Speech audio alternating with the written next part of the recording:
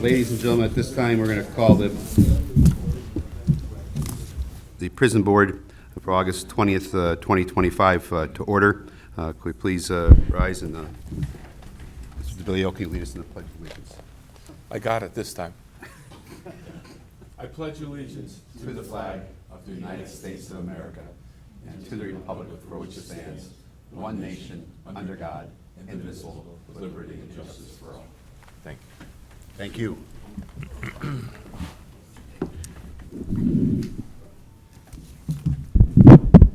The minutes that were distributed for the last meeting, do we have a motion for approval of the minutes? Motion. Second. Second. On the question? All in favor? Aye. All opposed? Opportunity for the public to address the board in regard to agenda items only. Is there anyone here that has anything? Okay. Motion in regard to 253038. Motion to approve all current payables for the Community Corrections Center and the prison. I'll make a motion. Second. Second. On the question? All in favor? Aye. Aye. All opposed? Motion carries. Report, Controller's report, Mr. DeBilio. Yes, Judge. Controller's report of the prison inmate and canteen accounts for July of 2025. The Controller's office reviewed the prison inmate and canteen account reconciliations, which were prepared by the prison business office for the month of June 2025, and found no discrepancies between the reconciliations and the bank statements. The balance in the inmate account was $474,845.20 as of July 31st of 2025. The balance in the canteen checking account was $595,257.11 as of July 31st.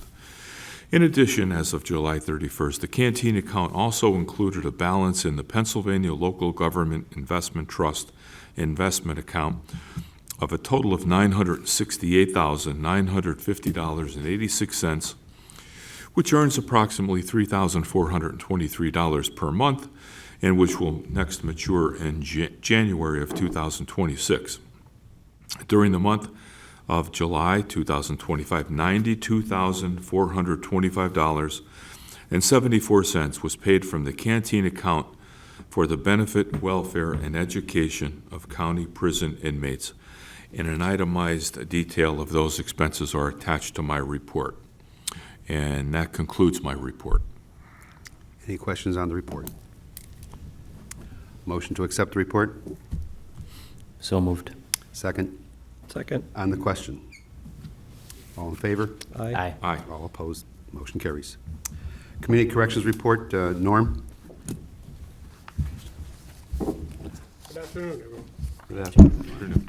All right, this is going to be another report that I don't have July for house arrest. House arrest had 151 participants. Juvenile had 18. Juvenile had $3,630 for the month of July. Year-to-date total is $29,184. Programs expenses is $108,049.06. Programs completions was 33. Violations were 3.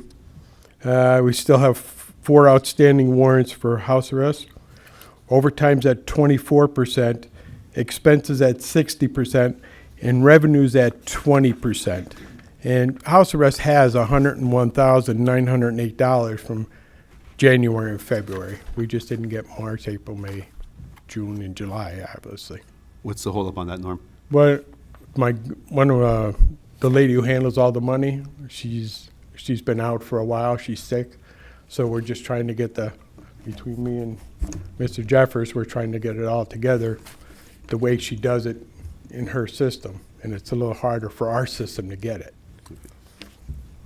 I think we expect to get that. Yeah, we should be. Hopefully, we're working on that like real soon to get it.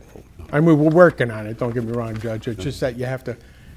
We can't we got to go from the back to the front, and everything's got to balance out Right. for the inmate account before we can post it. Hopefully.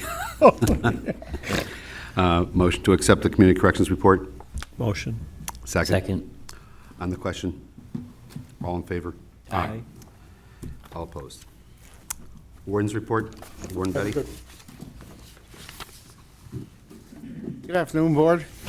The average daily population for July was 631 inmates, 491 were county inmates. We averaged 578 adult males, 3 juvenile males, and 50 adult females. The average daily population of U.S. Marshal detainees was 140, and the average daily population of Susquehanna County detainees was 5. Our overtime and out-of-county boarding reports are attached. The staffing update, currently our correctional officer numbers break down to 169 full-timers on shift, 5 out on workers' comp, 0 on continuous FMLA, with 76 that have intermittent FMLA, 0 on administrative leave, and 8 full-time vacancies for a total of 182 full-time officers. The budget as of July 31st, revenue was at 49% and expenses were at 59%. Extraordinary occurrence reports, there were 3 extraordinary occurrences in the month of July. On July 1st, the male inmate jumped from the upper tier of his housing unit and landed on his head. Staff assisted in immobilizing this person, and he was then attended to by medical staff until an ambulance arrived. He was then transported to a nearby hospital for further evaluation. On July 5th, a male inmate was observed repeatedly banging his head against his cell's walls and wouldn't stop. Staff entered the cell and placed him in the emergency restraint chair for his safety. Medical staff then provided treatment. And on July 24th, a male inmate became disruptive during the booking process. He began to scream at staff, to threaten staff, and then tried to spit at staff. A decision was made to place him in the emergency restraint chair for the safety of all. Once secured in the chair, our medical staff assessed him.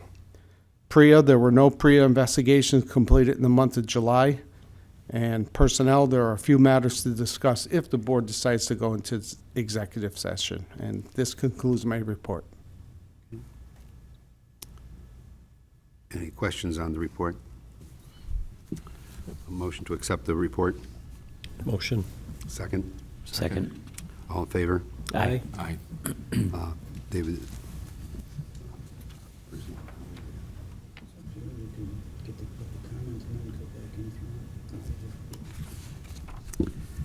At this time, we are going to ask the public to address the board, and then we will go into a personnel executive session. Any members of the public have anything to address? Mr. McHugh, welcome. Thank you. Beautiful day outside to It's come to the gorgeous. meeting.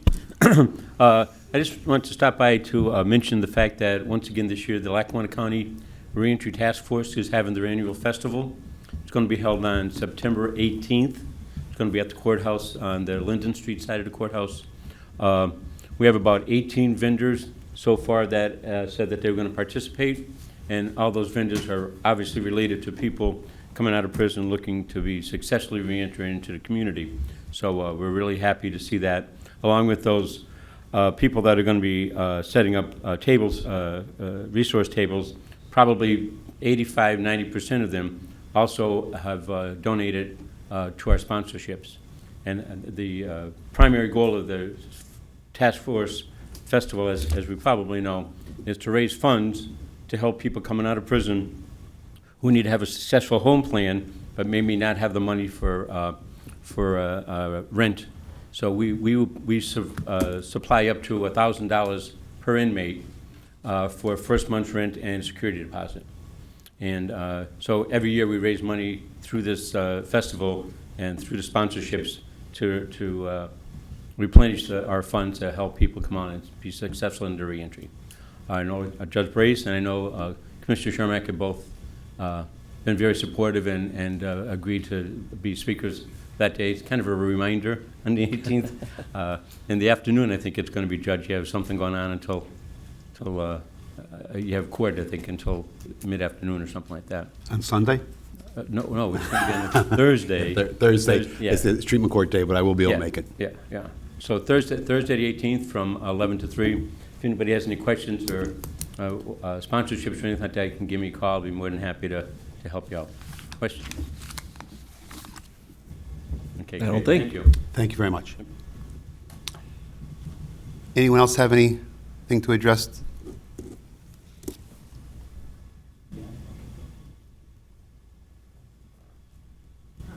Good morning. Good afternoon. Bev DeBarros, Scranton. In March, you weren't here, we voted about getting the GED program up and running, and it was a big amount of money that was approved. And as 5 months have gone by, I haven't heard when the classes are going to start, if they're started, how many people are going, anything like that. That's what I wanted to know about the GED program. Okay. And that book that I always talked about is now on the tablet, thanks to the warden, and a few other savvy people who know how to do that stuff. And I'm very happy about that. Thanks. Thank you. Warden, do we have a report on the GED program? I don't have numbers, but GED has started. There's some folks here from Outreach that might be able to give us a ballpark figure on the number of participants we have at this point in time. If you'd like an update on that, they can probably help out with that. Okay, thank you very much. So we probably have about 18, and as the program is getting, oh, sorry. Come up and just identify yourself also, please. Oh, hi. My name's Nikki. I'm with Outreach. I'm the Director of Court, Prison, and Employment. So we probably have about 18 participants that are actively in the classes. As the program is getting up and running, there are individuals that are expressing interest in participating, which is something that we had anticipated as people are going to class and their peers are seeing them. So we are up and running with the classes. We're not testing for GED yet because nobody's ready to take the test yet. But once that time comes, we'll be ready to go with that also. Yeah, a question was brought up, if the person finishes, or if they're let out of prison and they're halfway through the program, what happens? They can come right to us at Outreach. Right yeah. to Outreach? Yes. Over on 9th Avenue? Yes, we have a number of students participants who have come through, and they would be able to come right to us, and we would be able to just refer them straight to our outreach individuals that are doing the GED program there. In fact, two of the instructors that are going into the jail, they also have students that they teach at Outreach, so we might be able to even pair them up with those instructors. Perfect, thank you very much. I was just wondering, male or female? Both. Yeah. Not in the same class. Very good. Also want to thank Assistant DA Krowiak for being here in the place of the absent DA. Thank you. At this time, anyone else to address the board?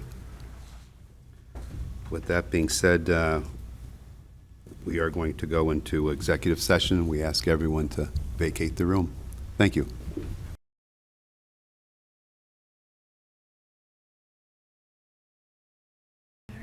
At this time, we have concluded the executive session, and we'll be back into public forum.